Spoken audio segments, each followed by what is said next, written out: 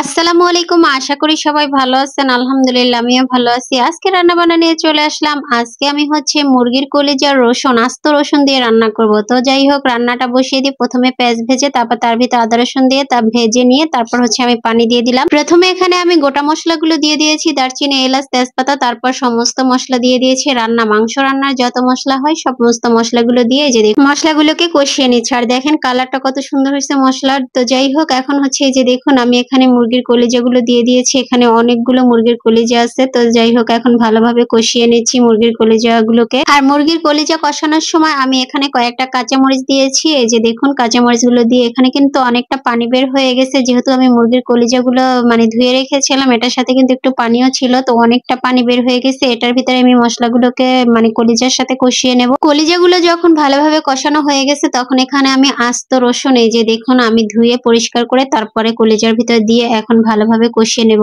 এইভাবে যদি আপনি কলিজা রান্না করেন ভীষণ ভীষণ স্বাদের হয়, যা বলার বাহিরে। আর এই রসুন গুলোও খেতে ভীষণ ভালো লাগে। তো যাই হোক আমি এখানে ভালোভাবে কষিয়ে নিই। আর দেখেন অনেক সুন্দর লাগতেছে কিন্তু মশলার কালারটা, একদম কলিজা গুলোও কিন্তু অনেকটাই সিদ্ধ হয়ে গেছে কষানোর ভিতরে, যেহেতু অনেকটা পানি ছিল কলিজার সাথে। আমার মনে হয় বাচ্চারা মুরগির কলিজা বলেন আর যে কোনো কলিজা বলেন বেশি পছন্দ করে, বড়রাও পছন্দ করে। আমাদের ফ্যামিলির সবাই অনেক বেশি পছন্দ করে। তো মাঝে মাঝে আমি এভাবে রেখে দিয়ে তারপর পরবর্তীতে রান্না করি। আর যে কোনো কলিজাই কিন্তু স্বাস্থ্যের জন্য খুবই উপকারী। তো যাই হোক এই যে দেখেন কষানোটা কিন্তু অনেকটা হয়ে গেছে। এখন আমি এই যে রান্না করার জন্য ঝোলটা দিয়ে দিতেছি। আর আমাদের ঘরে সবাই এই রান্নাটা খুবই পছন্দ করে। আর এই মুরগির কলিজা রান্না করার সময় একটু ঝালের পরিমাণ স্বাভাবিকের চেয়ে বেশি দেবেন, এতে করে খেতে ভালো লাগে। আর এই রান্নাটা আপনি পোলাও বলেন, ভাত বলেন, রুটি বলেন, যে কোনো কিছু দিয়ে খেতে পারবেন। এটা এতটাই স্বাদের একটা রান্না। আর এভাবে আস্ত রসুন দিয়ে রান্না করলে এর স্বাদটা তো দ্বিগুণ হয়ে যায়। যখন আপনি প্লেটে খাবার নিবেন তার সাথে এই রান্নাটা খাবেন না, রসুনটা যখন রসুনের